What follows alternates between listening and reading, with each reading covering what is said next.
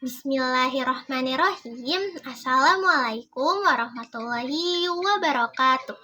Perkenalkan, nama saya Aulia Fitriani dari Prodi PGMI kelas 2A, NIM 2312416. Nah, di sini saya akan menjelaskan atau mempresentasikan tentang perkembangan Islam periode Mekah dan Madinah atau Piagam Madinah. Dalam sejarah Islam pada zaman Nabi Muhammad SAW itu terdapat dua fase utama yang memang dapat dibedakan. Nah, yang pertama itu ada periode di Mekah dan yang kedua itu periode setelah hijrah di Madinah. Nah, untuk yang pertama kita akan membahas tentang periode di Mekah.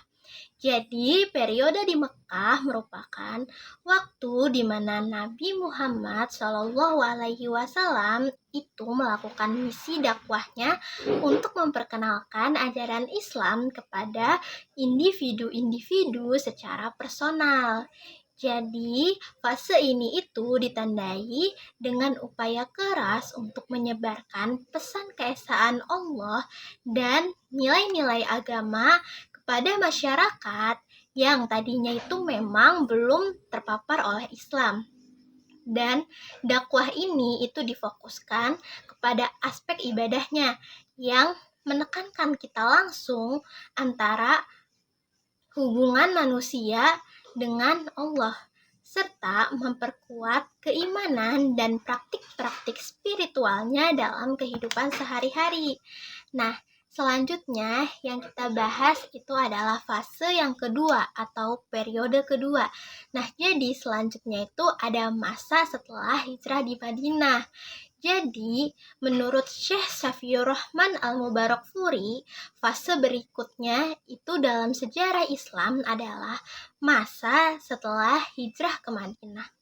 Jadi, di kota ini Islam mulai menyebar dengan cepat dan berhasil membentuk fondasi masyarakat muslim yang sangat kokoh. Selanjutnya, ada aspek-aspek utama dalam kehidupan Islam. Jadi, Nabi Muhammad SAW itu berhasil menyatukan aspek-aspek utama kehidupan Islam, termasuk akidah, politik, dan sistem kehidupan yang membawa keberhasilan dalam membentuk identitas umat Islam seiring dengan pembentukan ini.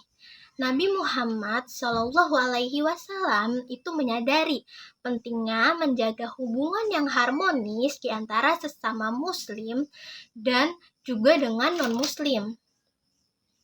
Nah, untuk mengatur hubungan tersebut, beliau menginisiasi pembentukan lembaga-lembaga resmi yang membentuk struktur negara seperti yang kita kenal sekarang. Ini termasuk pembentukan perjanjian yang mengikat semua pihak terlibat dan mengeliminasi fanatisme suku serta praktik jahiliyah yang tidak sesuai dengan ajaran Islam. Selanjutnya, Jimli As-Siddiqi mengakui Piagam Madinah ini sebagai dokumen konstitusi modern pertama dalam sejarah. Karena dokumen ini itu disusun berdasarkan kesepakatan bersama antara berbagai kelompok masyarakat Madinah dan dituangkan juga dalam bentuk yang tertulis. Dokumen ini atau Piagam Madinah ini mencatat kesepakatan bukan hanya dari satu komunitas saja, tetapi dokumen ini mencatat kesepakatan dari 13 komunitas yang berbeda di kota Madinah. Di antara kelompok-kelompok ini termasuk para mukmin dan muslim yang berhijrah dari Mekah ke Madinah, mukmin dan muslim pribumi Madinah, serta berbagai kelompok Yahudi yang terdiri dari 6 banu. Ada Banu Auf, Banu Sa'idah, Banu Al-Hars, Banu Al-Najjar, Banu Amr ibnu Auf, Banu Sa'labah, dan ada Banu Jusham, Banu Al-Nabit, suku Jafnah, dan ada Banu Syutbiyah. Piagam Madinah itu membentuk landasan hukum yang menciptakan kesepakatan dan harmoni antara berbagai kelompok etnis dan agama di kota Madinah pada masa itu. Rasulullah Muhammad SAW itu diutus oleh Allah Subhanahu wa Ta'ala sebagai pembawa misi nubuwah. Nah, apa sih tujuan dari misi nubuwah tersebut? Nah, jadi misi nubuwah ini itu bertujuan untuk membangun kesadaran teologis manusia. Nah, kesadaran tersebut dibangun di atas landasan nilai-nilai agama Islam yang menjadi doktrin dan fondasi peradaban yang ditegakkan berdasarkan prinsip tauhid. Upaya menjalankan misi nubuwah ini itu dilakukan melalui penyebaran ajaran Islam atau dakwah. Nah, dakwah ini dijalankan atau disebarkan dengan tujuan untuk mewujudkan kehidupan yang mengutamakan kebaikan atau amar ma'ruf dan mencegah segala bentuk keburukan yang memang dapat merusak kehidupan manusia atau nahi mungkar. Nah, prinsip amar ma'ruf dan nahi mungkar ini dijalankan oleh seluruh umat muslim sebagai perintah Allah Subhanahu wa Ta'ala yang memang berlaku sepanjang zamannya karena tertera dalam Quran surat ketiga ayat 104. Ini menurut kutipan dari Ridwan Rustandi.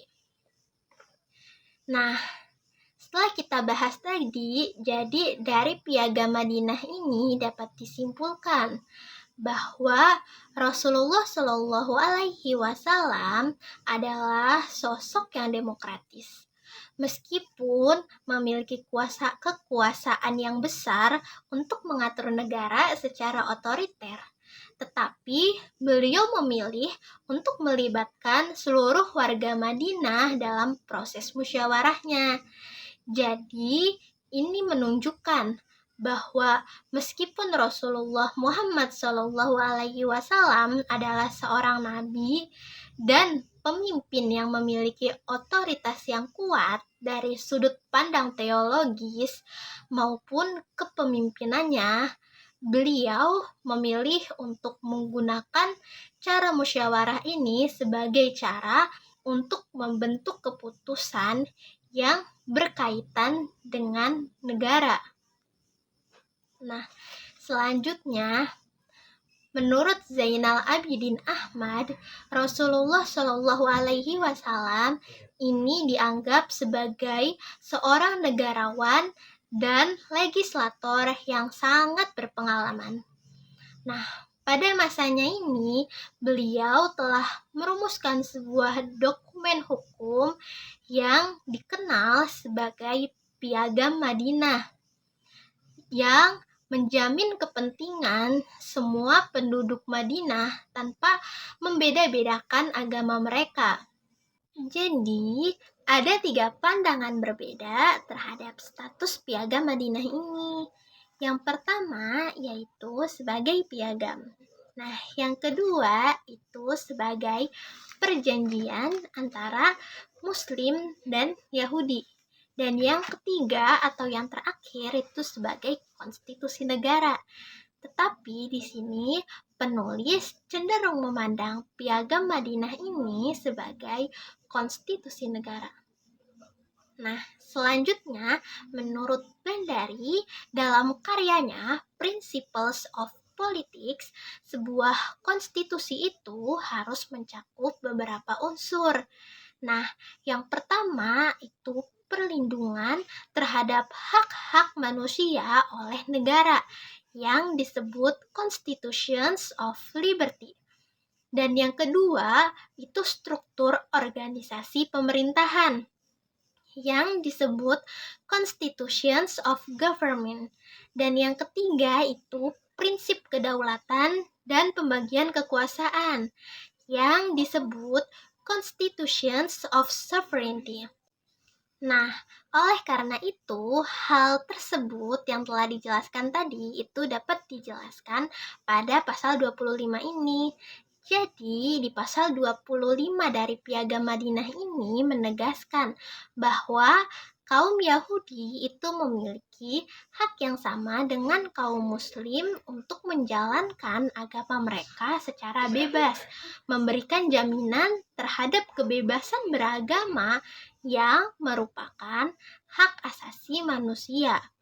Selanjutnya, di pasal 42 Nabi Muhammad SAW itu diangkat sebagai pemimpin negara Madinah, menunjukkan struktur pemerintahan yang diatur dalam piagam tersebut. Nah, di dalam pasal 18 juga itu mengatur bahwa setiap serangan terhadap negara Madinah adalah tanggung jawab bersama seluruh warga negara. Nah, ini itu menandakan kedaulatan negara Madinah. Nah, dari penjelasan beberapa pasal yang tadi itu Piagam Madinah telah mengalami beberapa kali amandemen. Meskipun angka resminya itu tidak jelas, tetapi di sini Zainal Abidin Ahmad itu mencatat bahwa amandemen itu terjadi pada masa Rasulullah Shallallahu Alaihi Wasallam dan Khalifah Umar bin Khattab. Nah, Piagam Madinah ini merupakan sebuah perjuangan Nabi Muhammad SAW dalam membangun komunitas atau ummah Madinah yang terangkum dalam Piagam Madinah dari pasal 1 naskah pertama dan pasal ke-25 naskah kedua. Nah, di dalamnya ini itu mencakup pembentukan ummah, hak asasi manusia atau HAM, persatuan seagama, persatuan segenap warga negara, melindungi negara, pimpinan negara, dan politik perdamaian. Lalu, Piagam Madinah ini merupakan langkah konkret dari Nabi Muhammad SAW dalam membentuk masyarakat ummah menjadi sebuah konstitusi Madinah dalam menghadapi realitas sosio-politik dari masyarakat yang heterogen, multikultural, dan multireligius. Oke, sekian yang dapat saya sampaikan atau saya presentasikan. Untuk kurang dan lebihnya saya mohon maaf, dan sekiranya ada yang ingin bertanya atau ingin menambahkan boleh komen di bawah ya. Wassalamualaikum warahmatullahi wabarakatuh.